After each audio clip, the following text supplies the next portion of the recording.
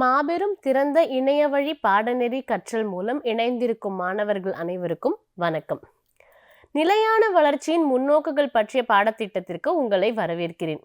நாம இப்ப பார்த்துட்டு இருக்கிற பாடம் நிலைத்தன்மை, தீர்வு மற்றும் மாற்று, அதாவது சஸ்டைனபிலிட்டியோடைய சொல்யூஷன் என்ன, அதற்கான ஆல்டர்னேட்டிவ்ஸ் என்ன அப்படிங்கிறத பார்த்துட்டு இருக்கோம். அதில் இன்னைக்கு நம்ம பார்க்கக்கூடிய பாடம் ரொம்ப ரொம்ப முக்கியமான ஒரு பாடம்னு சொல்லலாம். ஏன்னா ஆற்றல் துறையில் நம்ம ரொம்ப ரொம்ப கவனிக்க வேண்டிய ஒரு விஷயம் என்ன அப்படின்னா, அந்த ஆற்றலின் சேமிப்பு என்று சொல்லக்கூடிய எனர்ஜி ஸ்டோரேஜ் மற்றும் மின்சாரம் கிரிட்டின் மேலாண்மை. அதாவது இந்த கிரிட் அப்படிங்கிறது எப்படி நீங்கள் அந்த மின்சாரத்தை ஒரு இடத்துல இன்னொரு இடத்துக்கு நீங்கள் அனுப்புறீங்க, அப்போ என்னென்ன மாதிரியான சவால்கள் நீங்கள் சந்திக்கிறீங்க, இதை பற்றி தான் இன்றைக்கி இருக்கக்கூடிய பாடத்திட்டத்தில் நம்ம பார்க்க போகிறோம். இப்போது பொதுவாகவே நம்ம பார்த்தோம் அப்படின்னா நமக்கு இந்த கரண்ட் அப்படி மின்சாரம் அப்படின்னு சொல்லும்போது அந்த மின்சாரம் அந்த இயல்பாக நகரக்கூடிய அந்த எலக்ட்ரான்கள் மூலமாக, ஃப்ரீ எலக்ட்ரான் என்று சொல்லக்கூடிய அதன் மூலமாக தான் உருவாகுகிறதுங்கிறது நம்ம எல்லாருக்குமே தெரியும். எப்படி மின்சாரம் உருவாகுது அப்படிங்கிறது நமக்கு தெரியும். அந்த மின்சாரம் 2 வடிவமாக கருதப்படுகிறது. அதாவது ஒன்று டிசி கரண்ட், மற்றொன்று ஏசி கரண்ட் என்று சொல்கிறோம். இப்போது ஒரு குறிப்பிட்ட காலகட்டம் வரைக்கும், அதாவது இன்னைக்கு இருக்கிற காலகட்டம் வரைக்கும்னே நம்ம சொல்லலாம், நம்ம எல்லாமே ஏசி சப்ளை, அதாவது ஏசி கரண்ட் சார்ந்த விஷயங்கள், அந்த மாதிரியான பொருட்கள் தான் இன்னைக்கு நம்ம பயன்பாட்டில் இன்னைக்கும் இருந்துட்டு இருக்கு. ஆனால் ஒரு காலகட்டங்களில் தாமஸ் ஆல்வா எடிசன் என்று சொல்லக்கூடிய மின்சாரவியலின் தந்தையானவர் என்ன சொல்லியிருக்காரு, அவருடைய ஆட்டோபயோகிராஃபியான புத்தகத்தில் அவர் என்ன சொல்லியிருக்காரு அப்படின்னா, ஒரு குறிப்பிட்ட ஆண்டுகளுக்கு பிறகு இந்த ஏசி சார்ந்த அந்த மின்சாரம் மறைந்து விட்டு அனைத்துமே டிசி சார்ந்த இயக்கிகளாகவும் பயன்பாடுகளுமாக மாறிவிடும் அப்படின்னு எழுதியிருக்காரு. அவர் எவ்வளவு தூரம் உண்மையை பல ஆயிரம் வருடங்களுக்கு பிறகு நடக்கக்கூடிய விஷயத்தை கணிச்சு சொல்லியிருக்காரு அப்படின்னா, இந்த புதுப்பிக்கத்தக்க ஆற்றல் அப்படின்னு சொல்லக்கூடிய அந்த மாற்று எரிசக்தின்னு சொல்லலாம், அது பசுமையான ஆற்றல்னு சொல்லலாம். அது இன்னைக்கு இந்தியாவுடைய பயன்பாடுல எவ்வளவு தூரம் வந்திருக்கு, கிட்டத்தட்ட ஒரு 250 கிகாவாட்டுக்கு மேல இன்னைக்கு நம்ம உருவாக்கி பயன்படுத்திக்கக்கூடிய அந்த மின்சாரமானது இந்த மாற்று எரிசக்தியிலிருந்து தான் நமக்கு கிடைச்சிட்டு இருக்கு அப்படின்னு சொன்னா அது உண்மையாவே ரொம்ப ஆச்சரியமா இருக்கும். கிட்டத்தட்ட 30% ஆஃப் நம்மளுடைய மொத்த மின்சார உற்பத்தியில இந்த மாற்று எரிசக்தி மற்றும் புதுப்பிக்கத்தக்க ஆற்றல் தான் இன்னைக்கு முழுமையாவே ஆட்கொண்டு இருக்கு அப்படின்னு சொன்னா அது நிச்சயமாவே மிகையாக சொல்ல முடியாது. நம்ம இப்போ என்ன ஆகுதுன்னா, இந்த மாதிரியான மாற்று எரிசக்தி நம்ம எப்படி உருவாக்குறோம், அது இன்னும் ஆராய்ச்சி நிலையில தான் இருக்கான்னு பார்த்தோம்னா, ஒவ்வொரு மாற்று எரிசக்தியும் நம்ம எடுத்துப்போம். உங்களுக்கு புரியுற மாதிரி ஒரு உதாரணம் நான் சொல்கிறேன். சோலார் ஃபோட்டோ வோல்டாயிக் என்று சொல்லக்கூடிய சோலார் மூலமாக அந்த ஒளி சக்தியை நம்ம மின்சார சக்தியாக மாற்றி, அந்த மின்சார சக்தியை பல்வேறு பயன்பாடுகளுக்கு நம்ம பேட்டரி மூலமாகவோ பேட்டரி இல்லாமலோ நம்ம நிறைய பயன்பாடுகளை நம்ம எடுத்து செல்கிறோம் என்றால், அது நம்ம இந்த மாதிரி லைட்டிங் என்று சொல்லக்கூடிய ஒளி வெளிச்சம் கொடுப்பதற்காக எடுத்துகிட்டு செல்லலாம், அல்லது நம்ம சில இடங்களில் வெப்ப சக்தியை உருவாக்குவதற்காக நம்ம எடுத்து செல்லலாம். இப்படி நிறைய பயன்பாடுகள் ஒவ்வொரு மாற்று எரிசக்திக்குமே உண்டு.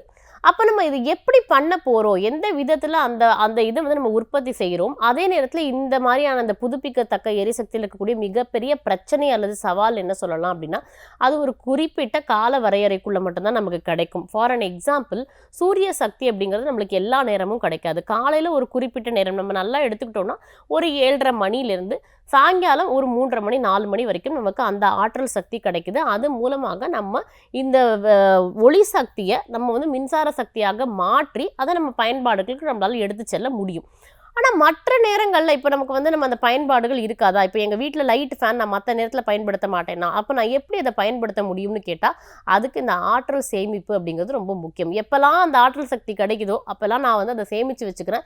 தேவைப்படும் போது அதை பயன்பாடுக்குள்ளே நான் முழுமையாக எடுத்து செல்கிறேன். அப்படிங்கிறது தான் இந்த புதுப்பிக்கத்தக்க ஆற்றலுடைய ஒரு மிகப்பெரிய ஒரு சவால்னு நம்ம சொல்லலாம். அதுக்கு அந்த சவாலை மீட்கிறதுக்கு நமக்கு சில ஆற்றல் சேமிப்பு வழிமுறைகளும் நமக்கு இருக்குது, சில தொழில்நுட்பங்களும் நமக்கு இருக்குது. இப்போ நம்ம பொதுவாகவே பார்த்தோம் அப்படின்னா, கிட்டத்தட்ட 160 மில்லியன் ஆஃப் மக்கள் என்று சொல்லக்கூடிய நம்ம நாட்டில் இருக்க மக்களுக்கு இன்னமும் மின்சாரம் இல்லைன்னு சொல்லலாம். ரொம்ப குறிப்பிட்டு சொல்லலாம், 80% கிராமங்களில் இன்னைக்கும் 8 முதல் 10 மணி நேரம் வரை கிட்டத்தட்ட 8 to 10 ஹவர்ஸ் அவங்களுக்கு இந்த மின்சார வசதி இல்லை, எலக்ட்ரிசிட்டி இல்லாமல் தான் அவங்க வந்து வாழ்ந்துட்டுருக்காங்க அப்படின்னு சொன்னால் நம்ம இன்றைக்கி ஆற்றல் துறையில் எவ்வளவு தூரம் கவனம் செலுத்த வேண்டிய இடத்துல இருக்கும் அப்படிங்கிறது புரிஞ்சுக்கணும். என்னுடைய துறையுமே கிட்டத்தட்ட ஆற்றல் துறை தான், ஆற்றல் சேமிப்பில் தான் வந்து நான் வந்து பணியாற்றிட்டு இருக்கேன்னு சொல்லலாம். அப்போது ஆற்றல் சக்தி எந்த அளவுக்கு ஒரு மனுஷனுடைய டே டு டே லைஃப், அதாவது அன்றாட வாழ்வாதாரத்தில் அது அவங்களுக்கு எவ்வளோ தேவையானதாக இருக்கிறது, அது ஒவ்வொரு துறையிலும் எப்படி தாக்கத்தை ஏற்படுத்துகிறது. நான் துறைன்னு சொல்லும்போது வந்து கட்டிடம் மற்றும் கட்டுமானவியல், பில்டிங்ஸில் எந்த அளவுக்கு நம்ம யூஸ் பண்ணுறோம், அதே மாதிரி போக்குவரத்து துறையில் ஆற்றல் எப்படி நம்ம பயன்படுத்துகிறோம், ஒவ்வொரு துறையிலையுமே இந்த ஆற்றல் சக்தி எப்படி இருக்குது, ஏன் நம்ம புதுப்பிக்கத்தக்க ஆற்றலுக்கு போகணும், அப்படி புதுப்பிக்கத்தக்க ஆற்றலுக்கு போகும்போது ஆற்றல் சேமிப்பு எவ்வளோ முக்கியம், இதெல்லாம் தான் இன்றைக்கி பாடத்திட்டத்தில் நம்ம பார்க்க போகிறோம். இந்த ஆற்றல் சேமிப்புக்கான வளர்ந்து வரும் தேவைகள். இப்போ நீங்கள் என்ன ஒரு கேள்வி கேட்கலாம், நான் ஏன் வந்து புதுப்பிக்கத்தக்க எரிசக்திக்கு போகணும், என்ன காரணம் இருக்குது அப்படின்னா, நான் முதல்ல சொன்ன மாதிரி வந்துட்டு நம்ம சுவாசிக்கக்கூடிய அந்த காற்று சுத்தமாகவும் சுகாதாரமாகவும் இருக்கணும். அப்படி இல்லைன்னா நம்ம நிறைய நோய்வாய்ப்படுவதற்கான வாய்ப்புகள் இருக்குது. அப்போ நம்ம என்ன பண்ணுறோன்னா, கார்பன் டை ஆக்சைடும் கார்பன் மோனாக்சைடும் எத்தனை நாள் நம்ம உள்வாங்க முடியும், அதுதான் இன்றைக்கி நம்ம பண்ணிகிட்ருக்கோம். கிட்டத்தட்ட அந்த விஷ வாயுக்கள் வந்து அதிகரிக்க அதிகரிக்க என்ன ஆகும்னா நம்மளுடைய வாழ்நாளானது குறைஞ்சிக்கிட்டே வரும். அப்போ இந்த புதுப்பிக்கத்தக்க ஆற்றல் அப்படிங்கிறது வந்து ஒரு குறைந்த புதைப்படிவு எரிபொருள்னு சொல்லலாம். அப்போ வந்து அதில் இருக்கக்கூடிய அந்த எமிஷன்ஸ் லெவல் வந்து ரொம்ப கம்மின்னு சொல்லலாம். அதே மாதிரி இன்றைக்கி நான் முதல்ல சொன்ன மாதிரி இந்த தொழில் மயமாக்கல் என்று சொல்லக்கூடிய அந்த இண்டஸ்ட்ரியல் ரெவல்யூஷன் வந்ததுக்கு அப்புறமேட்டு கார்பன் டை ஆக்சைடுடைய அளவு வந்து அதிக அளவுக்கு அதிகரிச்சுட்டே போகுது. இந்த பிபிஎம்ல நம்ம சொல்லக்கூடிய அந்த கார்பன் டை ஆக்சைடு ஒரு குறிப்பிட்ட அளவு, அதாவது இன்னைக்கு காலகட்டங்களில் 419 பிபிஎம் இன்னைக்கு இருக்குது. இனி வரும் காலகட்டங்களில் அது 600 பிபிஎம் வரைக்கும் போயிருச்சு அப்படின்னா மனிதன் வாழக்கூடிய ஏதுவான தன்மையை இந்த கிரகம் என்று சொல்லக்கூடிய இந்த பூமி இழந்துவிடும். அது நம்மளுக்கு மிகப்பெரிய ஒரு ஆபத்தை விளைவிக்கக்கூடிய ஒரு தன்மையில் தான் நம்ம இப்போ இருக்கோம். இப்போது இந்த புதுப்பிக்கத்தக்க ஆற்றல் துறை உள்ளே வரும்பொழுது நான் எப்படி அந்த எனர்ஜியை ஸ்டோர் பண்ணி வச்சுக்க முடியும், எப்படி அந்த ஆற்றல் சக்தியை நான் சேமித்து வச்சுக்க முடியும்னு நிறைய விதங்களில் பண்ண முடியும். அதை வந்து நம்ம இயந்திரவியல் சார்ந்த கூடிய ஆற்றல் சேமிப்பு என்று சொல்லக்கூடிய மெக்கானிக்கல் ஸ்டோரேஜ்னு சொல்லலாம். அடுத்தது எலக்ட்ரிக்கல் எனர்ஜி ஸ்டோரேஜ் என்று சொல்லக்கூடிய மின்சாரம் சார்ந்த ஆற்றல் சேமிப்புன்னு சொல்லலாம். கெமிக்கல் எனர்ஜி ஸ்டோரேஜ் என்று சொல்லக்கூடிய வேதிய பொருட்களின் மூலமாக அந்த ஆற்றலை சேமித்து அதை பின் பயன்பாட்டுக்கு நம்ம எடுத்து செல்லலாம். இப்படி நிறைய, அதாவது காந்த சக்தியின் மூலமாக அந்த ஆற்றலை சேமித்து அதை பயன்பாட்டுக்கு எடுத்து செல்லலாம் என்று சொல்லக்கூடிய மேக்னெட்டிக் எனர்ஜி ஸ்டோரேஜ் என்று பல்தரப்பட்ட ஆற்றல் சேமிப்புக்கான வழிமுறைகள் மற்றும் தொழில்நுட்பங்கள் ஏராளமாக உள்ளது. அப்போ அதில் எந்த தொழில்நுட்பத்தை எந்த இடத்துக்கு நீங்கள் யூஸ் பண்ண போறீங்கன்னு தான் உங்களுக்கு தெரியணும். அதாவது வந்து எல்லா நேரத்துலையுமே எல்லாரையுமே நம்ம வந்து பயன்பாட்டுக்குள்ளே நம்ம வச்சுக்க முடியாது இல்லையா. அப்போ நம்ம ஒரு வேலை ஒரு இதனால் இவன் முடிக்கும் என்றாயது அதனை அவன் கண் விடல்னு திருவள்ளுவரே சொல்லியிருக்காரு. அப்போ நம்ம எந்த விஷயத்தை யார் பண்ணினா கரெக்டாக இருக்குமோ அவங்க கிட்ட தான் நம்ம ஒரு விஷயத்தை கொடுக்குற மாதிரி இப்போ நம்ம இந்த துறையிலையுமே தொழில்நுட்பத்தை எல்லா பயன்பாட்டுக்குமே வந்து எல்லா தொழில்நுட்பத்தையும் நம்மளால் பயன்படுத்த முடியாது. எனக்கு இந்த இடத்துல வந்து மின்சாரம் தான் தேவை அப்படின்னா அப்போ நான் வந்து சூரிய ஒளி தகடுகளை கொண்டு மின்சாரத்தை உருவாக்கி பேட்டரிகள் மூலமாக சேகரித்து அதை நான் வந்து மின்சாரமாக எடுத்துக்கொள்கிறேன். அதே நேரத்தில் இந்த இடத்துல எனக்கு வந்துட்டு வெப்ப ஆற்றல் சக்தி என்று சொல்லக்கூடிய தெர்மல் எனர்ஜி தான் எனக்கு தேவை அப்படின்னா அப்போ வந்து நான் வந்து இந்த கட்ட மாற்று பொருள் என்று சொல்லக்கூடிய ஃபேஸ் சேஞ்ச் மெட்டீரியல் மூலமாக அந்த ஆற்றலை சேமித்து அதன் மூலமாக நான் எப்படி வந்து அந்த ஆற்றலை என்னுடைய வெப்ப சக்தியை உருவாக்குவதற்காக பயன்படுத்திக்கிறேன் அப்படின்னு ஒவ்வொரு இடங்களையும் எந்த ஆற்றல் நமக்கு தேவையோ அதை சரியாக புரிஞ்சுக்கணும். அப்போ என்னென்ன ஆற்றல் சேமிப்பு வழிமுறைகள் இருக்குங்கிறத நம்ம இன்னைக்கு பாடத்திட்டத்தில் பார்க்க போகிறோம். அதுக்கு முன்னாடி ஆற்றல் சேமிப்பின் தேவை இன்னைக்கு இருக்க சூழலில் எப்படி இருக்கு அப்படின்னு பார்த்தா நம்ம நிறைய நாடுகள் இருக்குது. நான் முதல்ல சொன்ன மாதிரி வந்துட்டு US, Japan, China, Korea, India போன்ற பல்வேறு நாடுகள், ஆஸ்திரேலியா, இப்படி எல்லா இடங்களையுமே இந்த புதுப்பிக்கத்தக்க எரிசக்தி வந்துட்டு நம்ம வந்து எந்த அளவுக்கு இன்னைக்கு வந்து பயன்பாட்டில் உள்ள வச்சிருக்கோம் அப்படின்னா எல்லாமே இப்போ புதுப்பிக்கத்தக்க எரிசக்தியாக தான் மாறிட்டு இருக்கு. அதுக்கு ஒரு முக்கியமான காரணமும் இருக்குது. நான் சொல்கிறேன் என்னன்னா, பொதுவாகவே வந்து ஒரு நம்மளோட லைஃப்லேயே டே டு டே லைஃப்லேயே நம்ம பார்ப்போம், அதிகமாக யார் ஒருத்தங்க தப்பு பண்ணுறாங்களோ அவங்க வந்து ஒரு கட்டத்துக்கு மேலே அவங்க பண்ணது தப்பு அப்படின்னு திருந்திக்கிட்டதுக்கப்புறம் அவங்க என்ன பண்ணுவாங்க, அவங்க வந்து ஒரு தப்பெல்லாம் செஞ்சு ஒரு வளர்ச்சி அடைஞ்சதுக்கப்புறம் அவங்க என்ன சொல்லுவாங்க, தப்பு பண்ணாதீங்க, பண்ணுனா இந்த மாதிரியான பாதிப்புகள்லாம் வரும் அப்படின்னு சொல்லிட்டு ஒரு காலகட்டத்தில் ஒரு அட்வைஸாக கொடுப்பாங்க.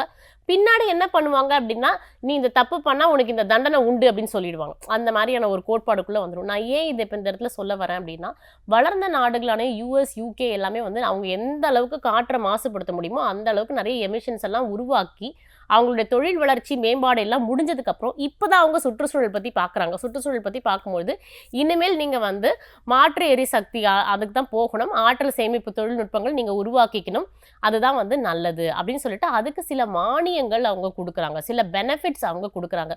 இனி வரும் காலகட்டங்களில் நம்ம அந்த மாற்று எரிசக்திக்கு போகலை அப்படின்னா அதுவே ஒரு தண்டனையாக மாறுறதுக்கு கூட வாய்ப்பு இருக்குது. இது வரைக்கும் வந்து என்னன்னா நம்மளுக்கு வந்து அது ஒரு பெனிஃபிட்ஸாக கொடுத்துட்ருக்காங்க. கார்பன் கிரெடிட்ஸ் என்று சொல்லக்கூடிய சில ஊக்குவிக்கும் தன்மைகளாக திட்டங்களாக நமக்கு கொடுத்துட்ருக்காங்க. இனி வரும் காலகட்டங்களில் அது கார்பன் டாக்ஸேஷன் என்று சொல்லக்கூடிய இவ்வளவு கார்பன் நீங்கள் வெளியிட்டீங்கன்னா உங்களுக்கு நாங்கள் டாக்ஸ் போடுவோம் அப்படிங்கிற நிலைமை வந்து இனி வரும் காலகட்டங்களில் வருவதற்கான வாய்ப்புகள் இருக்குன்னா நம்ம முன்னேற்பாடுகளாக மாற்று எரிசக்தி மற்றும் அதற்கு தேவையான ஆற்றல் சேமிப்பு துறைகளில் ஆராய்ச்சியை மேற்கொள்ள வேண்டிய கடமையில் நம்ம இப்போ இங்கே இருக்கோம்.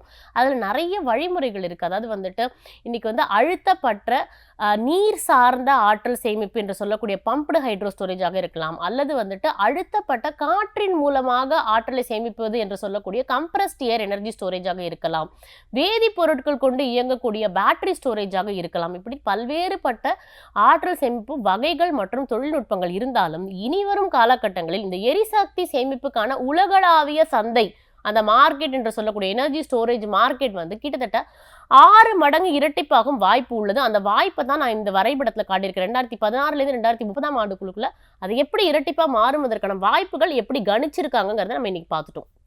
இப்போ வந்து சந்தையில் பல்வேறு சக்தியின் சேமிப்பு தொழில்நுட்பங்கள் எப்படி இருக்குது அப்படின்னா, இப்போ நீங்கள் ஒன்று நல்லா புரிஞ்சுக்கணும். இப்போ சேமிப்புங்கிறத நான் நம்ம வயிற்றோட ஒப்பிடுறேன், நீங்கள் நல்லா புரிஞ்சுக்குங்க. ஒவ்வொரு உயிரினங்களுக்கும் ஒரு விதமான சேமிப்பு முறை இருக்குன்னு சொல்லலாம். இப்போ நீங்கள் ஒட்டகம் எடுத்துக்கிட்டிங்கன்னா அது பல நாள் சாப்பிடாது. அந்த ஹம்பில் வந்து அந்த ஆற்றலை வந்து சேமித்து தனக்கு எப்போல்லாம் தேவையோ அப்போ அந்த ஆற்றலை கொடுத்துட்டு அது இயங்கும். ஆனால் நம்மளால் அப்படி இருக்க முடியாது. ஔவையார் சொன்ன மாதிரி ஒரு நாள் உணவை ஒழி என்றால் ஒழியாய், 2 நாளைக்கு 7 என்றால் 7ஆய், என்னோவு அறியா இடும்பை கூர் என் வயிறே உன்னோடு வாழ்தல் அரிதுன்னு சொல்லியிருப்பாங்க. அந்த மாதிரி என்னன்னா நீங்கள் வந்து உன்னோட வயிற்றுல இவ்வளோ காலையில் நான் சாப்பிட்டுட்டேன் அதனால எனக்கு மத்தியானம் பசிக்கக்கூடாதுன்னு நம்ம சொல்ல முடியாது. இப்போ வயிற்றுக்கு ஒரு கொள்ளளவு இருக்குது, இவ்வளோ ஒரு கெப்பாசிட்டி இருக்குது. அதை தான் நான் இப்போ எப்படி சொல்கிறேன்னா, அந்த எனர்ஜி ஸ்டோர் பண்ணக்கூடிய அந்த கொள்ளளவை நம்ம வந்து வாட் ஹவர்னு சொல்கிறோம். அதாவது இன்னைக்கு இந்த டெக்னாலஜியில் நம்ம அதை வந்து இந்த யூனிட்ஸ் ஆஃப் எனர்ஜி என்று சொல்லக்கூடியதை வாட் ஹவர்னு சொல்கிறோம். அது வந்து kilo watt hour, mega watt hour அப்படின்னு மாறும். அப்போ எவ்வளவு நேரத்துக்கு ஒரு எரிசக்தி என்னால் சேமிக்க முடியுமோ அதுக்கு ஏற்ற மாதிரி அந்த தொழில்நுட்பங்கள் மாறிக்கிட்டே இருக்கும். அதில் நம்ம வந்து அந்த பகுத்து பிரித்தோம் அப்படின்னா ஒரு ஷார்ட் டியூரேஷன், குறிப்பிட்ட நேரத்திற்குள்ள இந்த ஆற்றலை சேமிப்பதற்கு பேட்டரி அல்லது சூப்பர் கெப்பாசிட்டர் என்று சொல்லக்கூடிய இந்த அதிவேக கெப்பாசிட்டர்கள் அப்படின்னு நம்ம சொல்லுவோம். அதே மாதிரி அல்ட்ரா கெப்பாசிட்டர்ஸ், இது மாதிரியான சில தொழில்நுட்பங்கள் வந்துட்டு நம்ம வந்து இந்த குறிப்பிட்ட நேரத்திற்குள்ள, அதாவது குறுகிய நேரத்திற்குள்ள அந்த ஆற்றலை சேமிக்கக்கூடியது நம்ம பயன்படுத்தலாம். இந்த எலக்ட்ரோகெமிக்கல் பேட்டரி என்று சொல்லக்கூடிய தொழில்நுட்பமானது குறுகிய நேரத்திற்கு மற்றும் அதிக நேரத்திற்கு 2 இடத்துக்குமே வந்து அதோட பயன்பாடுகள் வந்து இருக்கும் அப்படின்னு சொல்லலாம். மிக அதிக நேரத்திற்கு அல்லது மிக அதிக அளவு, அதாவது நான் வந்து ஒரு 100 கிகாவாட் ஹவர் அந்த அளவுக்கு அதிகமாக போகிறேன் அப்படின்னா அந்த மாதிரி இடங்களை நம்ம எதை எடுத்துக்க முடியும் அப்படின்னா இந்த அழுத்தப்பட்ட நீர் சார்ந்த சேமிப்பு என்று சொல்லக்கூடிய பம்ப்டு ஹைட்ரோ ஸ்டோரேஜ், அல்லது வந்துட்டு காற்றை அழுத்தி வந்துட்டு உயர் அழுத்தத்தில் சேமிக்கக்கூடிய கம்ப்ரஸ்ட் ஏர் எனர்ஜி ஸ்டோரேஜ், இது போன்ற தொழில்நுட்பங்களுக்கு நான் உள்ளே போகலாம்.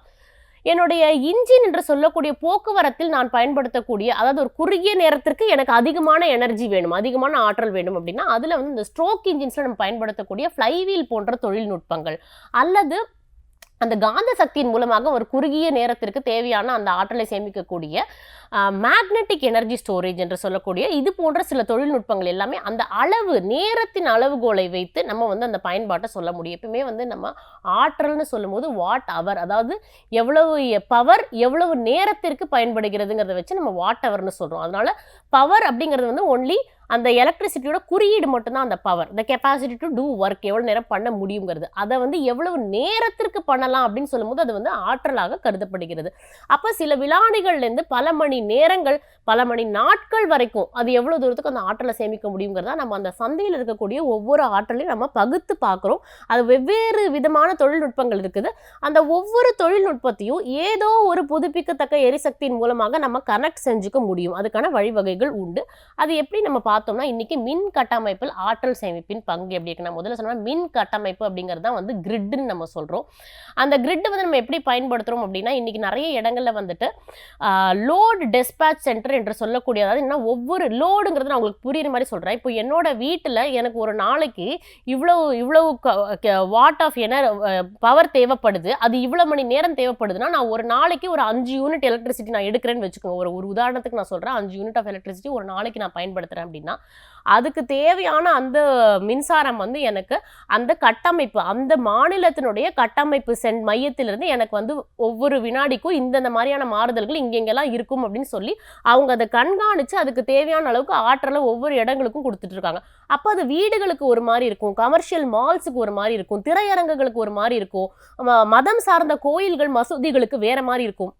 அப்போ ஒவ்வொருத்தவங்களுக்கும் அவங்க வைக்கக்கூடிய அந்த டாரிஃப் என்றக்கூடிய அந்த ஒரு கட்டமைப்பு மற்றும் கட்டணம் அது வந்து வேற வேற வடிவத்துக்குள்ள இருக்கும். அப்ப நம்ம புரிஞ்சுக்க வேண்டியது என்னன்னா, இந்த கிரிட்டோடைய அமைப்பு உள்ளுக்குள்ள என்னென்ன விஷயங்கள்லாம் இருக்கு. நான் மின்சாரத்தை வந்து ஒரு இடத்துல இருந்து தயாரிக்கிறாங்க. இது வந்து நீங்க வந்து புதுப்பிக்கத்தக்க எரிசக்தி இல்லைன்னு வச்சுக்கோங்க. இப்ப நம்ம வந்து கோல் மூலமாகவோ அந்த மாதிரியான எரிசக்திகளை எரிபொருளை எரிச்சு அது மூலமாக உருவாக்கக்கூடிய அந்த மின்சாரம் வந்து எப்படி பண்றாங்க அப்படின்னா, அதை எரிச்சு அதை வந்து ஒரு குறிப்பிட்ட இடத்துல வந்து டிரான்ஸ்ஃபர் பண்ணி அதை வந்து நம்ம வீடுகளுக்கு டிஸ்ட்ரிபியூட் பண்ணக்கூடிய ஒரு பயன்பாட்டை அவங்க உருவாக்கியிருக்காங்க. இதுவே வந்து இந்த புதுப்பிக்கத்தக்க எரிசக்தியாக இருந்ததுனால் அதை நம்ம எப்படி கொடுக்க போறோம்? அப்போ வந்து ஒரு கமர்ஷியல் இடங்கள்ல என்ன மாதிரியான ஆற்றல் சேமிப்பு நம்ம உருவாக்க முடியும்? வீடுகளுக்கு என்ன மாதிரியான ஆற்றல் சேமிப்பு உருவாக்க முடியும்?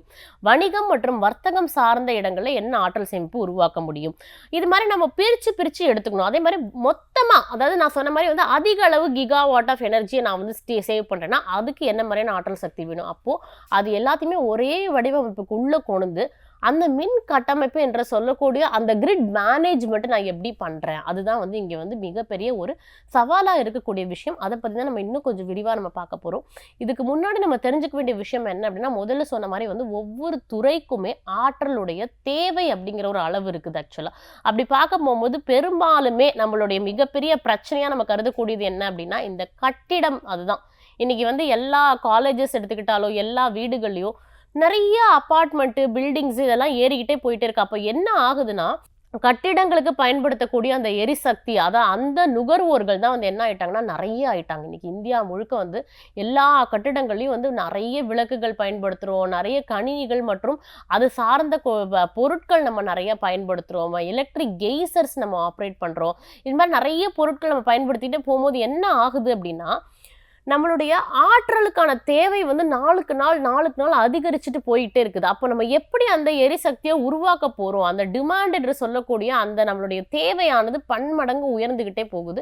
குறிப்பிட்டு சொல்லணும்னா, நம்ம கிட்டத்தட்ட நம்ம உருவாக்கக்கூடிய அந்த அந்த ஆற்றல்ல 40% ஆற்றல் நம்ம வந்து கட்டிடத்துறைக்கு மட்டும்தான் நம்ம செலவிடுறோம்.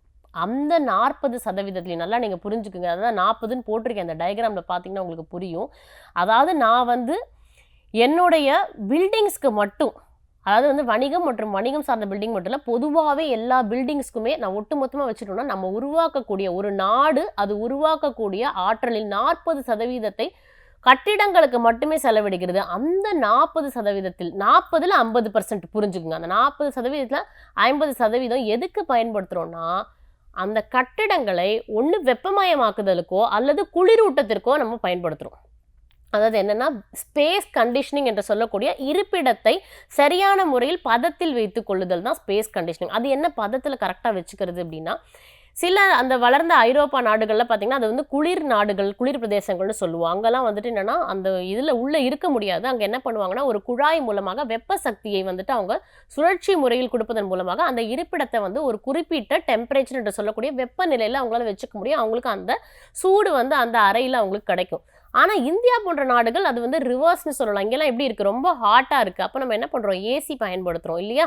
அப்போ அந்த ஏசி எப்படி நம்ம இது பண்ணுறோம், நம்ம வந்து மின்சாரத்தில் தான் அந்த ஏசி எல்லாமே ஓடிட்டு இருக்கு இல்லையா? அப்போ அந்த மின்சாரத்தை எப்படி நம்ம உருவாக்குறோம்னா, அந்த மாற்று எரிசக்தி மூலமாக நம்ம இனிமேல் உருவாக்கினா மட்டும்தான் நம்மளுடைய பயன்பாடை வந்து நம்ம சரியான முறையில் சேனலைஸ் பண்ண முடியும். அதாவது வந்து கரெக்டான ஒரு கட்டுக்கோப்புக்குள்ளே கொண்டு வர முடியும். அப்போ நம்ம என்ன பண்ணுறோம், நம்ம உருவாக்குற ஆற்றல் சக்தி எல்லாத்தையுமே நம்ம என்ன பண்ணுறோம், அந்த ஏர் கண்டிஷனிங்க்கு தான் நம்ம அதிகமாக செலவிடுறோம். அப்போ அதை வந்து எப்படி நம்ம மாற்ற முடியுங்கிற இடத்துல நம்ம பார்த்தோம்னா, அதுக்கு வந்து 2 சிஸ்டம் அவங்க சொல்கிறாங்க. அதாவது என்னென்னா, ஆக்டிவ் சிஸ்டம் அப்படின்னு ஒன்று சொல்கிறாங்க. அதே மாதிரி வந்துட்டு செயலற்ற முறை அப்படின்னு சொல்கிறாங்க. அதாவது என்னென்னா, நம்ம இந்த சுவர்கள்லாம் இருக்குது பார்த்தீங்களா, அந்த சுவர்கள்லேயே வந்து சில நம்ம சொல்லக்கூடிய அந்த கட்ட மாற்று பொருள்னு சொல்லக்கூடிய அந்த ஃபேஸ் சேஞ்ச் மெட்டீரியலுடைய பயன்பாடுகள். அந்த ஃபேஸ் சேஞ்ச் மெட்டீரியல் என்ன பண்ணும் அப்படின்னா, அது வந்து ஒரு வெப்ப சக்தியை வந்து ஒரு குறிப்பிட்ட வெப்பநிலைக்குள்ள சேகரிச்சு வச்சுக்கிட்டு, இப்போ இந்த பில்டிங்ல நிறைய வெப்பம் வந்து வெளியிடப்படுதுன்னா அந்த பொருள் வந்து அதை வந்து எடுத்துக்கும், அப்சர்வ் பண்ணி வச்சுக்கும்.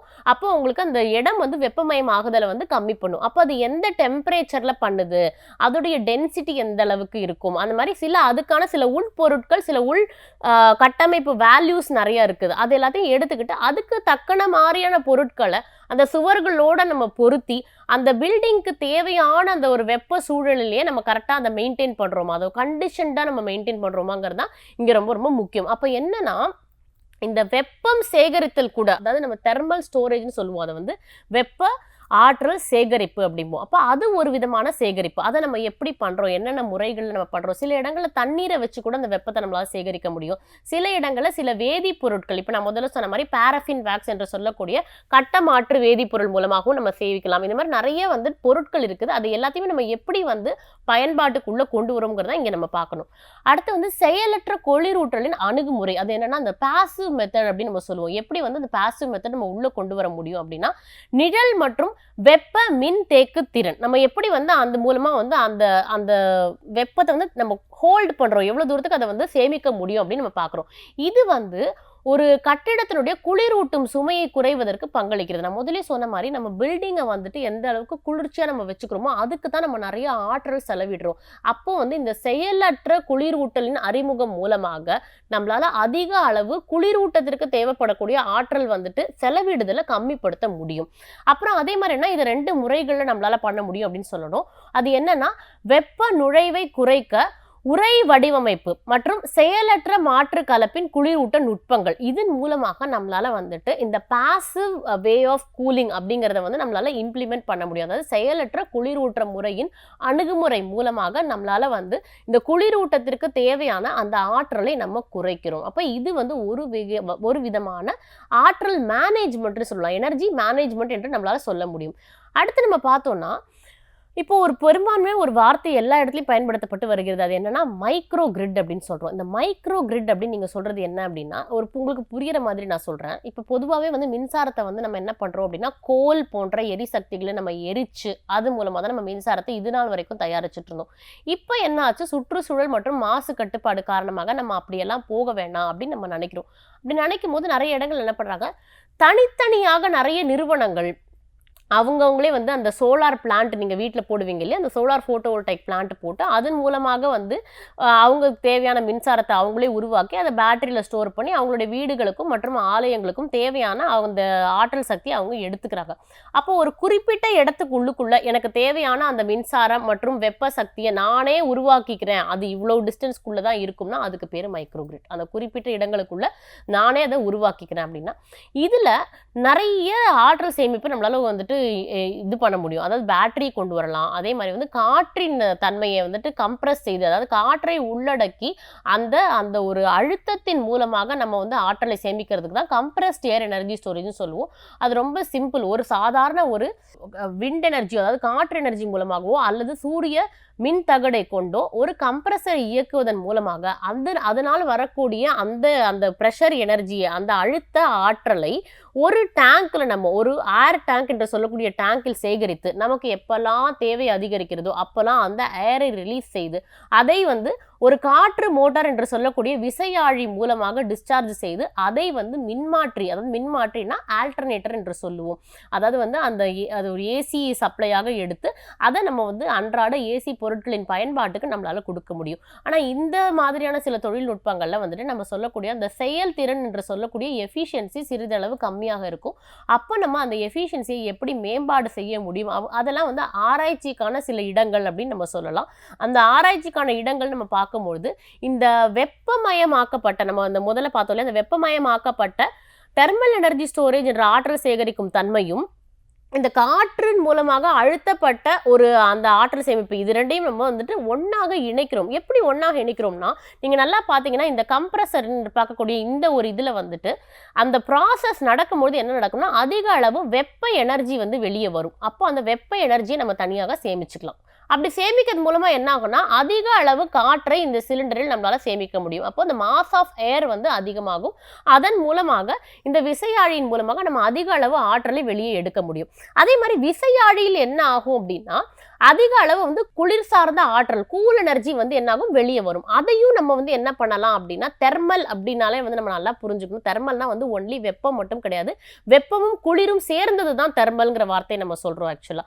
அப்போ நம்ம என்ன பண்றோம் அப்படின்னா, அந்த அதை வந்து அனல் ஆற்றல் அப்படின்னு சொல்லுவாங்க. அந்த அனல் ஆற்றலில் வெப்ப ஆற்றலும் உண்டு, குளிர் சக்தி சார்ந்த ஆற்றலும் உண்டு.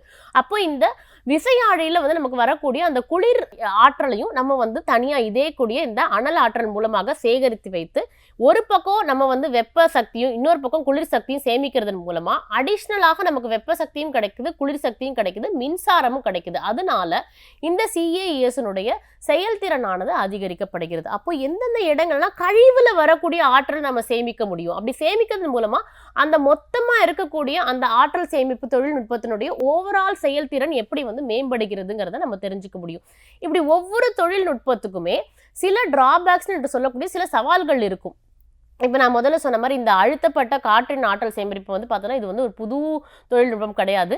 இது வந்து ஏற்கனவே அமெரிக்காவில் இருக்குது, அதே மாதிரி ஜெர்மனிலையும் இருக்குது. இது வந்து நிறைய இடங்களில் நம்ம ஏன் வந்து இந்த மாதிரியான ஒரு டெக்னாலஜிக்கு நம்ம போகிறோம் அப்படின்னா, நீர்நிலைகள், அதாவது முதல்ல நான் சொன்ன மாதிரி வந்துட்டு நீர்நிலைகள் கொண்டு இயங்கக்கூடிய அழுத்தப்பட்ட நீர் சார்ந்த ஆற்றல் சேமிப்பு வந்து நிறைய இடங்களில் நம்மளால் உருவாக்க முடியாது. ஏன்னா அதுக்கெல்லாமே சில ஜாகிரபிக்கல் கன்ஸ்ட்ரெயின் உண்டு. ஜாகிரபிக்கல் கன்ஸ்ட்ரெயின்னா இடம் சார்ந்த சில சவால்கள், அதாவது எங்கெங்கெல்லாம் தண்ணீர் இருக்குதோ, இப்போ மேட்டூர் டேம் மாதிரி இடத்துல அதை உருவாக்க முடியும்.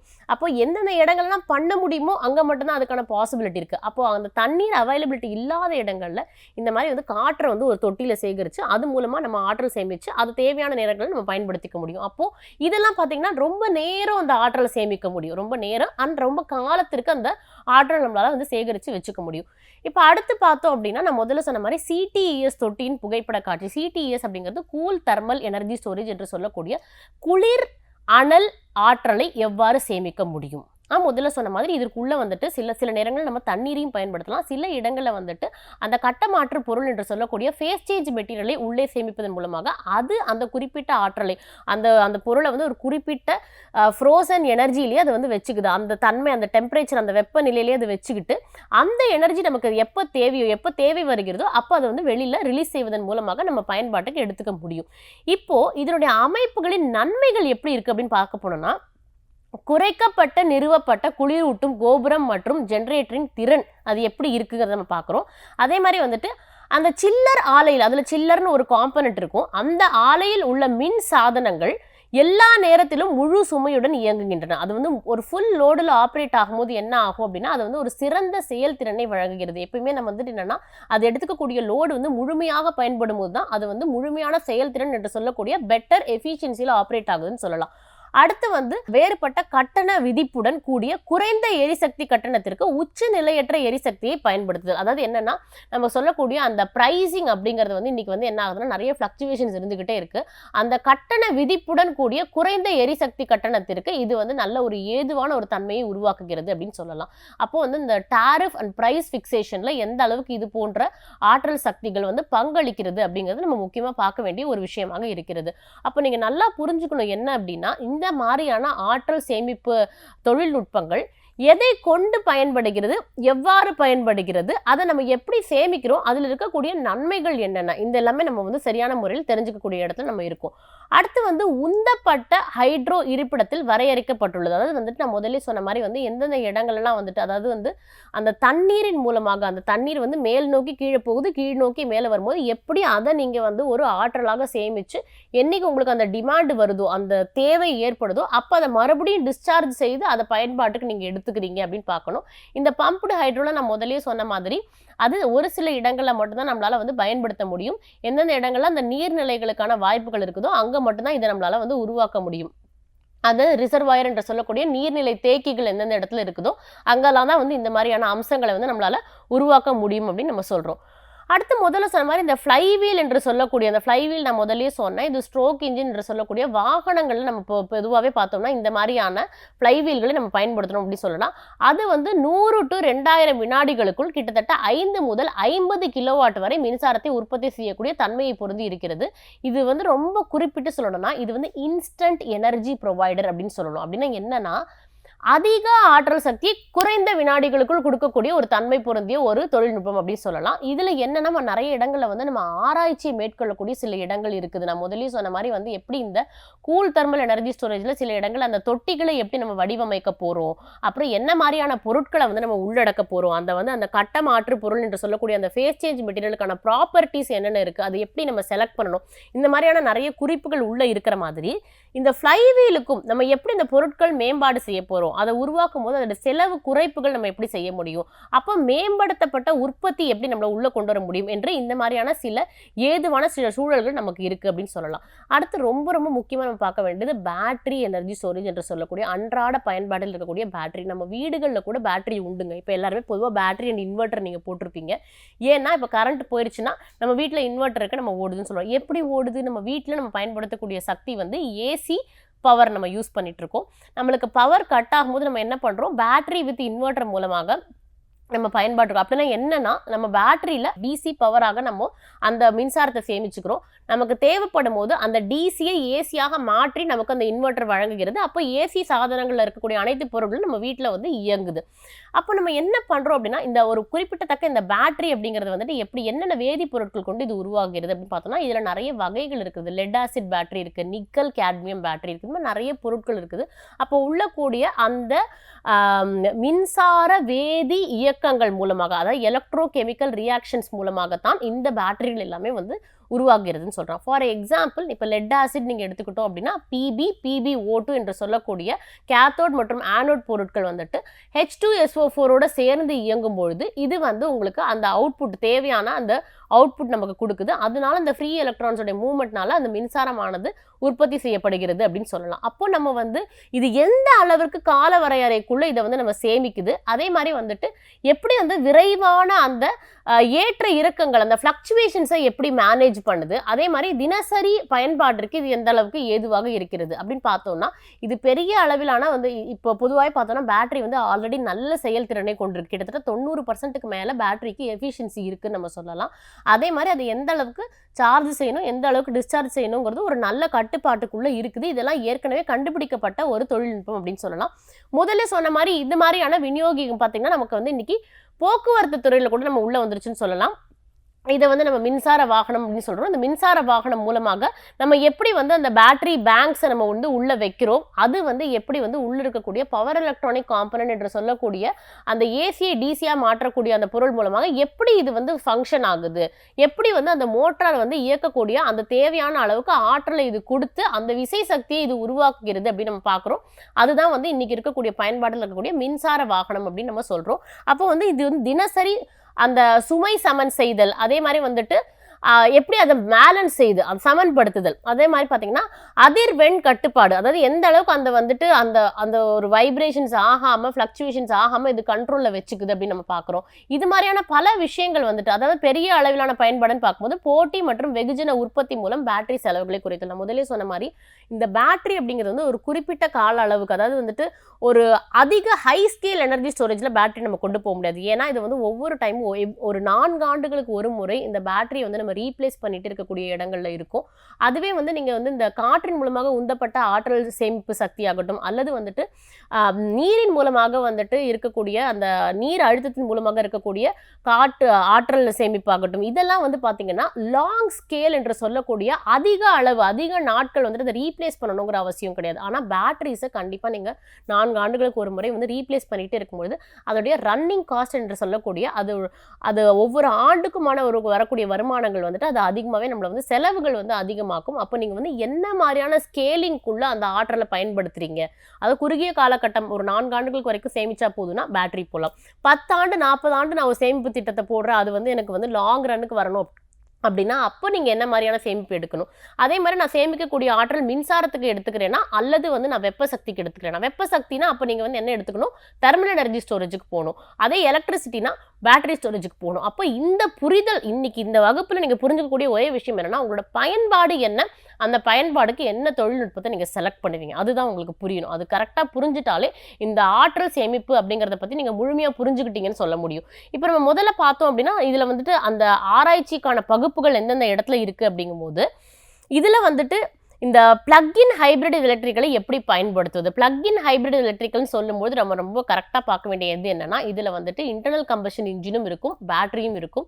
இது வந்து 2 சக்தி பெட்ரோல் மற்றும் பேட்டரி 2லாலும் பயன்படுத்தக்கூடிய தன்மைகள் உள்ளது. அப்போ வந்து நம்ம எந்த அளவுக்கு அந்த சமூக நலன் மற்றும் அக்கறையோடு அந்த பர்சன்டேஜ் வந்து வேரி ஆகும். சில நிறுவனங்கள் அதாவது இப்ப நீங்க டொயோட்டாலாம் எடுத்துக்கிட்டீங்கன்னா, அவங்க கிட்டத்தட்ட 60% பெட்ரோல் மற்றும் 40% பேட்டரிக்கான பயன்பாடுகளோட அந்த வண்டிய வந்து வடிவமைச்சிருப்பாங்க.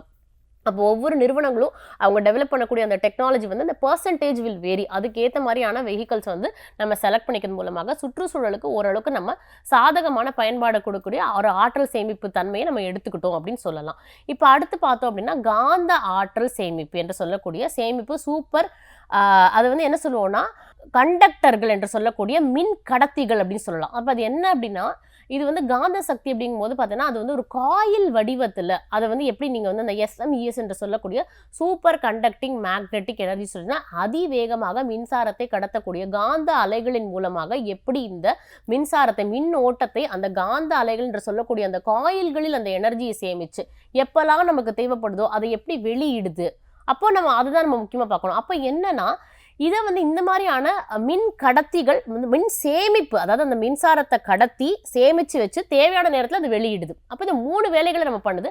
அப்போ இந்த இடங்களை வந்துட்டு என்ன வெப்பநிலையில நம்ம வந்து அதை மெயின்டைன் பண்ணணும் அப்படிங்கிற சில விஷயங்களும் இருக்குது. ஏன்னா ஒவ்வொரு தொழில்நுட்பத்துக்கும் சில ப்ளஸ்ஸும் இருக்கு, சில மைனஸும் இருக்குது. அப்போ இதனால எப்படி வந்து அந்த காந்த புலத்தின் ஆற்றலை நம்ம வந்து எப்படி இன்க்ரீஸ் பண்ண முடியும் அப்படின்னு பார்க்கணும். அதே மாதிரி வந்து இது வந்து சுற்றுச்சூழலுக்கு ஏதுவான ஒரு தொழில்நுட்பமாக எப்படி செயல்படப்படுகிறதுன்னு பார்க்கணும்.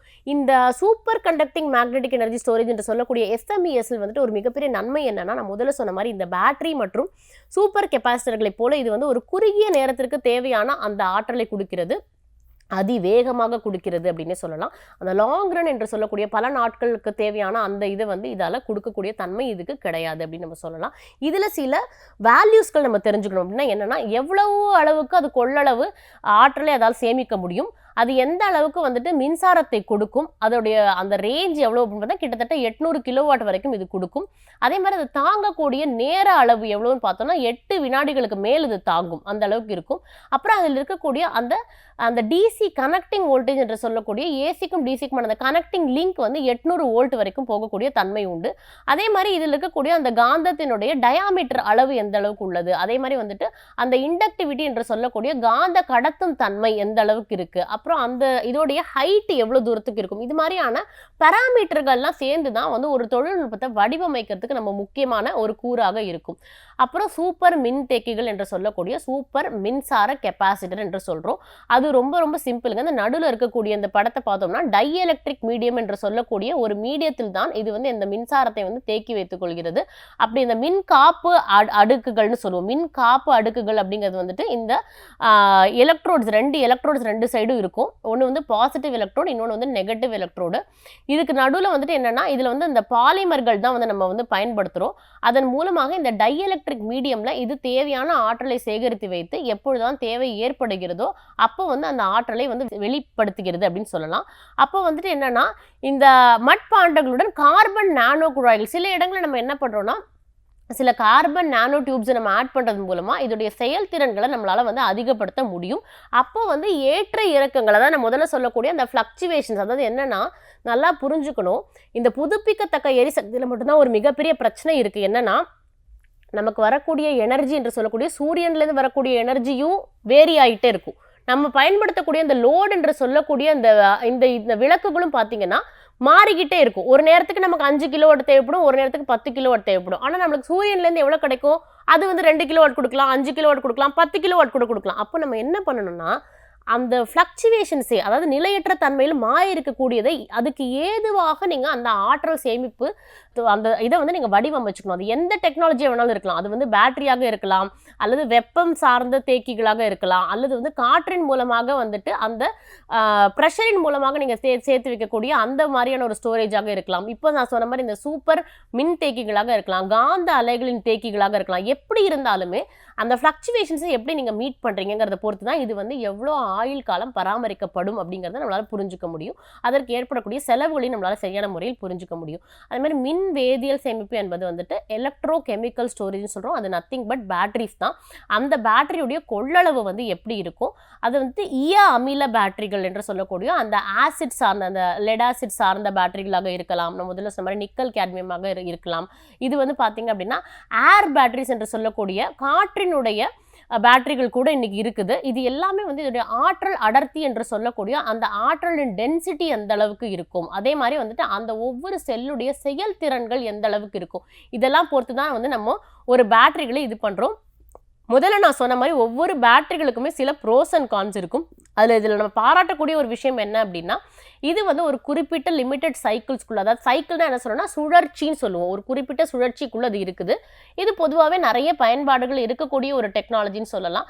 இது நீங்கள் வந்து குட்டியாக, அதாவது ஒரு குறைந்த அளவு பயன்படுத்தக்கூடிய அந்த மில்லி ஆம்பவர் என்று சொல்லக்கூடிய சேமிப்பு வந்து நம்மளுடைய மொபைல் ஃபோன்ஸ் மைக்ரோ எலக்ட்ரானிக்ஸில் பார்க்குறோம்.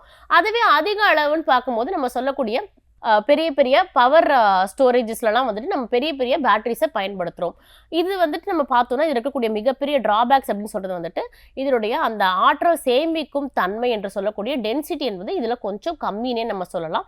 அதே மாதிரி வந்துட்டு இதை உருவாக்குவதற்கு தேவையான அந்த பொருட்செலவு அப்படிங்கிறது கொஞ்சம் அதிகமாகவே ஆகும். அதே மாதிரி நான் முதல்ல சொன்ன மாதிரி 4 ஆண்டுகளுக்கு ஒரு முறை இந்த பேட்டரியை நம்ம ரீப்ளேஸ் செய்யக்கூடிய தன்மை இருக்கிறதுனால இது வந்து ஒரு லாங் ரன், அதாவது பல ஆண்டுகளுக்கு தேவையான ஒரு எனர்ஜியை, ஆற்றலை சேகரித்து வைக்கக்கூடிய ஒரு தொழில்நுட்பமாக இதை நம்ம கருத்தில் கொள்ள முடியாது அப்படிங்கிற சூழலும் இன்னைக்கு இருக்குன்னு சொல்லலாம். இது முதல்ல நான் சொன்ன மாதிரி வந்துட்டு காரிய அமில மின்கலம் என்று சொல்லக்கூடிய லெட் ஆசிட் பேட்டரி எப்படி உருவாகினா, முதல்ல சொன்ன மாதிரி 2 விதமான எலக்ட்ரோடுகள் இருக்குது.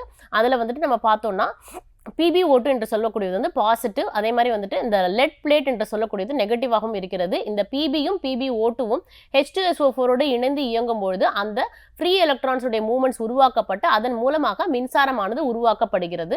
இப்போ என்னன்னா இது வந்து வேதியியல் மாற்றத்தினால உருவாக்கக்கூடிய மின்சாரம் அப்படிங்கிறதுனால இதை வந்துட்டு முதல்ல நான் சொன்ன மாதிரி வந்து என்னது இது மின்சார வேதியியல் சார்ந்த ஒரு பேட்டரி அப்படின்னே சொல்லலாம். இதை நம்ம புரிஞ்சுக்கணும். ஒவ்வொரு இதுலையும் நம்ம தெளிவாக புரிஞ்சுக்க வேண்டியதுன்னா ஒரு ஆற்றல் இன்னொரு ஆற்றலாக மாற்றப்படுகிறது. law of conservation of energy சொல்லுவோம். one energy can be converted from one form to another form. ஒரு ஆற்றல் இன்னொரு ஆற்றலாக மாற்றப்படுகிறது. நம்ம எங்கேயுமே ஆற்றலை உருவாக்கல, அழிக்கவும் இல்லை. அதான் புரிஞ்சுக்கணும். நம்ம ஆற்றலை உருவாக்கவும் முடியாது, அழிக்கவும் முடியாது. ஒரு வடிவத்திலிருந்து இன்னொரு வடிவத்திற்கு மாற்றி பயன்பாடுக்கு எடுத்து செல்ல முடியும். அதுதான் நம்ம இங்கே பண்ணுறோம். ஆக்சுவலாக அது உங்களுக்கு சரியான முறையில் புரிஞ்சுக்கணும்னு நினைக்கிறேன். இப்போ இந்த எரிபொருள் மின்கலங்கள் எப்படி செயல்படுகிறது, அது வந்து என்ன மாதிரியான வந்து உயர்திற இதுக்கு நம்ம பண்ணுறோம் அப்படின்னா, இது வந்து கிட்டத்தட்ட வந்து நம்ம வந்து ஒரு இந்த மாதிரியான எரிபொருட்கள் நம்ம முதல்ல பார்த்த மாதிரி வாகனங்களுக்கு நம்ம நிறைய இடங்கள் நம்ம எடுத்துகிட்டு இருக்கோம். அதே மாதிரி வந்துட்டு ஹைட்ரஜனை கூட சில இடங்கள் நம்ம என்ன பண்ணுறோம்னா வாட்டர்லேருந்து இந்த ஸ்பிளிட்டிங் பண்ணி அந்த ஹைட்ரஜன் நம்ம வந்து ஒரு ஃபியூவலாக எடுத்துக்கிட்டு அது மூலமாகவும் நம்மளால் வந்து மின்சாரத்தை உருவாக்க முடியும். அப்படி உருவாக்கக்கூடிய அந்த டெக்னாலஜிக்கு பேர் தான் ஃபியூவல் செல் டெக்னாலஜி என்று சொல்லுவோம்.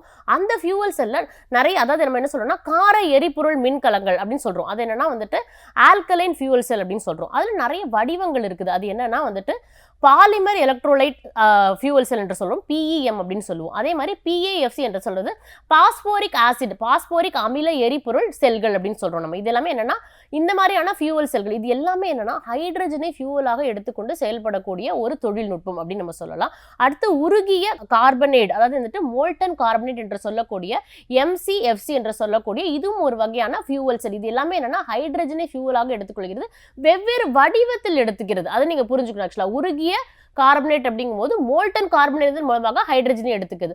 அதே மாதிரி திண்ம ஆக்சைடு எரிபொருள் என்று சொல்லக்கூடிய சாலிட் ஆக்சைடு ஃபியூவல் செல்ஸ், இது எல்லாமே மீளுருவாக்கம் செய்யும் எரிபொருட்கள் செல்கள். இது மாதிரி நிறைய வந்துட்டு வித்தியாசமான செல்கள். இது எல்லாமே என்னன்னா வெவ்வேறு விதமான ஃபியூவல்கள் ஹைட்ரஜன் மூலமாக இயக்கப்பட்டு மின்சாரத்தை உருவாக்கக்கூடிய ஒரு தொழில்நுட்பம். அவ்வளவுதான். இந்த மாதிரியான பல்வேறு தொழில்நுட்பங்களின் நன்மைகள் என்ன அப்படின்னு பார்த்தோம்னா, இது எல்லாமே கிட்டத்தட்ட வந்துட்டு ஒரு பசுமை, அதாவது நம்ம சொல்லக்கூடிய அந்த வந்துட்டு ஒரு சுற்றுச்சூழலுக்கு மாசுபாடு இல்லாத தன்மை பொருந்திய ஒரு தொழில்நுட்பம் அப்படின்னு சொல்லலாம். அதே மாதிரி பார்த்தோம் அப்படின்னா நான் முதல்ல சொன்ன மாதிரி வந்துட்டு இந்த நேஷனல் ஹைட்ரஜன் மிஷன் சொல்லக்கூடிய இடங்கள்ல வந்துட்டு இந்த ஹைட்ரஜனுடைய பயன்பாடுகளை கொண்டு மின்சாரம் தயாரிக்கக்கூடிய தன்மை அப்படிங்கிறது இன்னைக்கு அதிக அளவில் வந்துருச்சு. அது முதல்ல நான் சொன்ன மாதிரி வந்துட்டு இந்த ஹைட்ரஜனுடைய சேமிப்பு, how we are going to store the hydrogen, எப்படி நம்ம அதை சேமிக்க போகிறோம், அதை வந்து கொஞ்சம் அழுத்தி தான் சேமிக்க முடியும், அல்லது வந்துட்டு லிக்விஃபேக்ஷன் பண்ணி, அதாவது நீர் வடிவத்திற்கு மாற்றி தான் சேமிக்க முடியும். இதுல இருக்கக்கூடிய அந்த சவால்களை நம்ம எப்படி சந்திக்க போறோம், அதே மாதிரி அது வந்து கொஞ்சம் அதிக அளவு எக்ஸ்ப்ளோசிவ் எரியக்கூடிய தன்மை உண்டு. அப்ப அது பாதுகாப்பு காரணிகளோட எப்படி நம்ம உருவாக்க போறோம் அப்படின்னா, சேஃப்டி வால்வ்ஸ் என்று சொல்லக்கூடிய பாதுகாப்பு வால்வுகளை மட்டும் எப்படி இது மாதிரியான தொழில்நுட்பங்கள் நம்ம உருவாக்க போறோம் அப்படிங்கிற சவால்கள் இன்னைக்கும் நமக்கு நிறைய இருக்குன்னே சொல்லலாம். உங்களுக்கு ஒரு வடிவத்துக்காக நான் காட்டுறேன். அதாவது வந்துட்டு லித்தியம் என்ற வேதியியல் பொருட்களை கொண்டு அயான் மூலமாக இறங்கக்கூடிய பேட்டரிகள் எப்படி வந்துட்டு இன்னைக்கு வந்து நம்ம அதிக அளவு இந்த கார்கள் மற்றும் வாகனங்கள்ல எப்படி நம்ம உருவாக்குறோம், அதே மாதிரி வந்து இந்த ஃபியூவல் செல் ஸ்டாக் என்று சொல்லக்கூடிய ஹைட்ரஜன் கேஸை ஸ்டோர் செய்து, அதாவது வந்து அதிக அளவு பிரஷரை தாங்கக்கூடிய தொட்டிகளில் இந்த ஹைட்ரஜனை நம்ம ஸ்டோர் செய்து எப்படி அதன் மூலமாக வந்துட்டு கிரையோஜெனிக் என்று சொல்லக்கூடிய லோ டெம்பரேச்சர்களை இதை நம்மளால இயக்க முடியுது அப்படின்னு நம்ம பார்க்குறோம். இதுக்கு தேவையான அந்த உள் பொருட்கள் என்னென்ன இருக்குது, அதில் எப்படி அந்த பேட்டரிகள்லாம் வடிவமைக்கப்பட்டிருக்கு, அந்த பேட்டரிகளெல்லாம் எவ்வளவு ஆற்றலை சேமிக்க முடியும், அதை எப்படி அந்த மோட்டரை இயக்குகிறது, இது மாதிரியான தன்மைகள் எல்லாமே நம்ம வந்து ஒவ்வொரு தொழில்நுட்பத்தையும் தெரிஞ்சுக்கணும். அது எப்படி பயன்படுதுங்கிறத புரிஞ்சுக்கிட்டு அதுக்கு ஏற்ற மாதிரியான அந்த தொழில்நுட்பத்தை நம்ம உருவாக்கணும். இப்படி பார்க்க போனோம்னா ஒவ்வொரு தொழில்நுட்பத்துக்கும் ஒவ்வொரு குறியீடு உள்ளது. இப்போ நான் வெவ்வேறு ஆற்றல் சக்திகள் இங்கே போட்டிருக்கேன். அதாவது வந்து இயந்திர சக்தியில் எப்படி இருக்குது, இயந்திரத்தில் நம்ம பார்க்கக்கூடியது இந்த ஃப்ளைவீல் மற்றும் காற்றழுத்தம் மற்றும் நீர் சார்ந்த அழுத்தத்தின் மூலமாக எவ்வளவு எனர்ஜியை சேமிக்க முடியுங்கிறதுக்கான ஒரு குறியீடு. அதே போல் நம்ம வந்து வெப்ப சக்தியை கொண்டு பண்ணும்பொழுது சென்சிபிள் மற்றும் லேட்டன் ஹீட் என்று சொல்லக்கூடிய இரு வகையான வெப்பத்தை சேமிக்கக்கூடிய தன்மை பொருந்திய பொருட்கள் இருக்கின்றன. அதில் என்னென்ன மாதிரியான வந்துட்டு அந்த சால்ட்டுகள் பயன்படுத்தப்படுகிறது, அதோடைய எனர்ஜி ஸ்டோரேஜ் டென்சிட்டி என்று சொல்லக்கூடிய ஆற்றல் சேமிப்பு கொள்ளளவு எவ்வளவு தூரம் இருக்குது, அதே மாதிரி வந்துட்டு மேக்சிமம் பவர் டென்சிட்டி என்று சொல்லக்கூடிய அதிக அளவு மின்சாரத்தை உருவாக்கக்கூடிய அந்த கொள்ளளவு எவ்வளவு தூரம் இருக்குது, இதெல்லாமே நம்ம வந்து இதில் ஒரு குறியீடாக நம்ம பார்க்குறோம். அடுத்து எலக்ட்ரோ மேக்னெட்டிக் என்று சொல்லக்கூடிய மின்சார காந்தம் சார்ந்த ஆற்றலை சேமிக்கும் தன்மைகளில் பார்க்கும்பொழுது நம்ம கெப்பாசிட்டர்கள் மற்றும் காயில்கள் வடிவத்தில் எப்படி அந்த ஆற்றலை சேமிக்க முடியும். அடுத்து கடைசியாக நம்ம பார்க்கக்கூடியது வேதிப்பொருட்கள் மூலமாக எப்படி அந்த ஆற்றலை சேமிக்கிறோம் பார்க்கும்போது பேட்டரிஸ் மற்றும் ஹைட்ரஜன் போன்ற பொருட்கள் மூலமாக எப்படி ஆற்றலை சேமித்து அதை நம்ம மின்சாரமாக எப்படி உருவாக்க முடியும். மெத்தனால் கூட ஒரு விதமான வழிமுறை அப்படின்னு சொல்லலாம். இது எல்லாத்தையுமே வந்து எப்படி என்னென்ன பொருட்கள், அதாவது வந்துட்டு நம்ம அது என்ன வடிவத்தில் நம்ம எடுத்துக்கிறோம், என்ன வடிவத்தில் அதை நம்ம சேமிக்கிறோம், அதுக்கு உள்ளே இருக்கக்கூடிய ஒவ்வொரு பொருட்கள், அதாவது வந்துட்டு அதோடைய லைஃப் டைம் எப்படி இருக்குது, எத்தனை நாட்கள் அதை சேமிக்க முடியும், அதோடைய யூஸ்ஃபுல் லைஃப் டைம்ங்கிறத நம்ம யூஎல்னு போடுறோம். அப்போ எத்தனை ஆண்டுகள் இது நமக்கு வரும், இது எல்லாமே நம்ம இதில் தெரிஞ்சுக்கக்கூடிய ஒரு இதை நம்ம பார்த்தோன்னா ஒன்றுனையும் கொடுத்துருக்கேன். நான் ஆற்றல் சேமிப்பு அடர்த்தி எப்படி இருக்குது, அதிகபட்ச சக்தி அடர்த்தி எப்படி இருக்குது, குறிப்பிட்ட ஆற்றல் என்று சொல்லக்கூடிய ஸ்பெசிஃபிக் எனர்ஜி எப்படி இருக்குது, அதிகபட்ச குறிப்பிட்ட சக்தி எப்படி இருக்குது, அதே மாதிரி வந்து சார்ஜ் செய்யப்பட்ட அடுக்கு வாழ்க்கை எப்படி இருக்கிறது அப்படின்னு சொல்லக்கூடிய அந்த ஷெல் லைஃப் டைம் எப்படி இருக்குது, வழக்கமான வெளியேற்ற நேரம் எப்படி இருக்கிறது, இது மாதிரி எல்லாமே வந்துட்டு அது எவ்வளவு பயன்பாட்டுக்குள்ள உட்பட்ட பகுதிகள் அளவுகள்ல இருக்குது. இந்த மாதிரி ஒவ்வொரு தொழில்நுட்பத்துக்கும் அந்த இஎஸ் டெக்னாலஜிங்கிறது வந்து ஆற்றல் டெக்னாலஜி, அந்த ஒவ்வொரு தொழில்நுட்பமும் எப்படி ஒவ்வொரு வரையறைக்குள்ள இருக்குது. அப்போ இந்த ஒரு அட்டவணை பார்த்துக்கிட்டிங்கன்னா எந்த மாதிரியான ஆற்றல் சேமிப்பை எந்த பயன்பாட்டுக்கு எடுத்துட்டு போலாங்கிற அந்த ஒரு கிளாரிட்டி நமக்கு கிடைச்சிரும். அது தெரிஞ்சிட்டாலே நம்மளால சரியான பயன்பாட்டுக்குள்ள இதை எடுத்து செல்ல முடியும். அதே மாதிரி முதல்ல சொன்ன மாதிரி வந்துட்டு இதனுடைய பிரைசிங் காஸ்ட் என்று சொல்லக்கூடிய, நான் வந்து டாலர்களில் கொடுத்துருக்கேன். டாலரில் வந்து எப்படி கொடுத்துருக்கேன்னா பர் கிலோவாட் என்று சொல்லக்கூடிய இந்த பவராக தான் நான் சொல்கிறேன். பவர்னு சொல்லும்போது வந்துட்டு மின்சாரத்தினுடைய ஒரு அளவீடாக தான் நான் சொல்கிறேன். அந்த பர் கிலோவாட்டுக்கு நீங்கள் வந்து எவ்வளோ தூரம் பணம் செலவழிக்க வேண்டியதாக இருக்கும், அதோடைய செயல்திறன் எப்படி இருக்கும், எவ்வளோ பர்சன்ட் வந்து அது எஃபிஷியண்ட்டாக இருக்குங்கிறதையும் நான் இங்கே கொடுத்துருக்கேன். இது வந்து இன்றைக்கி இருக்கக்கூடிய டெக்னாலஜி மற்றும் வருங்காலத்தில் வரக்கூடிய டெக்னாலஜி ரெண்டுக்குமே அந்த குறியீடு நான் உங்களுக்கு கொடுத்துருக்கேன். இந்த வேல்யூஸ் எல்லாம் நீங்கள் ஓரளவுக்கு கொஞ்சம் படித்து தெரிஞ்சுக்கணும், எப்பவுமே உங்களோட ஞாபகத்தில் வச்சுக்கணும். ஏன்னா நீங்கள் தேர்வு எழுதும்போது எந்தெந்த தொழில்நுட்பத்துக்கு எந்த மாதிரியான செயல்திறன் எவ்வளோ பர்சன்டேஜ் இருக்கும், அதை வந்து ஒரு கிலோவாட்டுக்கு எவ்வளவு டாலர்ஸ், நீங்கள் டாலர்ஸை நீங்கள் ருபீஸ்லையும் கன்வெர்ட் பண்ணிக்கலாம், அது எந்த அளவுக்கு உங்களுக்கு செலவுகள் இருக்கும் அப்படிங்கிறதையும் நம்ம ஒவ்வொரு தொழில்நுட்பத்துக்கும் புரிஞ்சுக்கணும். அப்போ புதுப்பிக்கப்பட்ட எரிசக்தியின் ஒருங்கிணைப்பு மூலமாக ஒரு கட்டமைப்பான நிலைத்தன்மையை நம்மளால உருவாக்க முடிகிறது. அதே மாதிரி வந்துட்டு அந்த சக்தியினுடைய வினைத்திறன், அதாவது என்ன மாதிரியான அப்ளிகேஷனுக்கு நம்ம உள்ள கொண்டு போறோம் அப்படிங்கிறது தெரியணும். அதே மாதிரி ஆற்றல் மாற்றம், சில இடங்கள்ல வந்துட்டு நம்மளுக்கு வெப்ப சக்தி தேவைப்படும், சில இடங்கள்ல மின்சார சக்தி தேவைப்படும், சில இடங்கள்ல ரெண்டுமே தேவைப்படும். அப்போ எங்க எதை எப்படி கொடுக்கணும் அப்படிங்கிறது நமக்கு தெரியணும். அதே மாதிரி வந்து நம்ம செலவுகளை எந்தெந்த பொருட்கள் மூலமா குறைக்க முடியுங்கிற தன்மை நமக்கு தெரியணும். அதே மாதிரி சில இடங்கள்ல நம்மளுடைய கிரிட் என்று சொல்லக்கூடிய அந்த மின்சார கட்டமைப்பை எப்படி நம்ம சரியான முறையில் பாதுகாக்க முடியும். அந்த கட்டமைப்புனா எனக்கு இவ்வளவுதான் அந்த நேரத்தில் அந்த ஆற்றல் அனுப்ப முடியும், நீங்க அவ்வளவுதான் அனுப்பணும், அதுக்கு மேல அனுப்புனீங்கன்னா என்ன ஆகுனா அந்த சிஸ்டம் வந்து கொலாப்ஸ் ஆயிடும். அப்போ அந்த கிரிட் மேலாண்மையை எப்படி நம்ம பாதுகாக்க முடியும், இது எல்லாத்தையும் தாண்டி நான் எடுக்கக்கூடிய தொழில்நுட்பம் சுற்றுச்சூழலுக்கு எந்த அளவுக்கு ஏதுவாக இருக்கு அப்படிங்கிறதையும் நம்ம பார்க்கணும். இதெல்லாம் பார்க்கும்போது தான் அந்த ஆற்றல் மாற்றம் மற்றும் புதுப்பிக்கத்தக்க எரிசக்தியை எந்த முறையில் ஆற்றல் சேமிப்புக்கு நம்ம பயன்படுத்த முடியும் அப்படிங்கிற ஒரு தெளிவான நிலைத்தன்மையை நோக்கிய நம்முடைய பயணமானது தொடரும். இது இன்னும் இருக்க காலகட்டங்களில் வளர்ந்த நாடுகள் மாதிரி இந்தியாவும் ஆற்றல் துறையில எப்போ ஒரு மிகப்பெரிய வளர்ச்சி அடைதோ அப்ப நிச்சயமா நம்ம சொல்லக்கூடிய அந்த வல்லரசு நாடுகளோட பட்டியலில் இந்தியாவுக்கு ஒரு மிகப்பெரிய பங்கு இருக்கும் அப்படிங்கறது இந்த காணொலி மூலமா உங்களுக்கு சொல்லிக்கிறேன். இதோட நம்ம ஆற்றல் சக்தி மற்றும் ஆற்றல் சேமிப்பு மற்றும் இந்த கிரிட் மேலாண்மை பத்தி தெரிஞ்சுக்கிட்டோம். இனி வரும் காலகட்டங்களில் இந்த நிலைத்தன்மைக்கான மாற்றுகள் வேற என்னென்ன இருக்கு அப்படிங்கறதை நம்ம பார்த்து தெரிஞ்சுப்போம். நன்றி, வணக்கம்.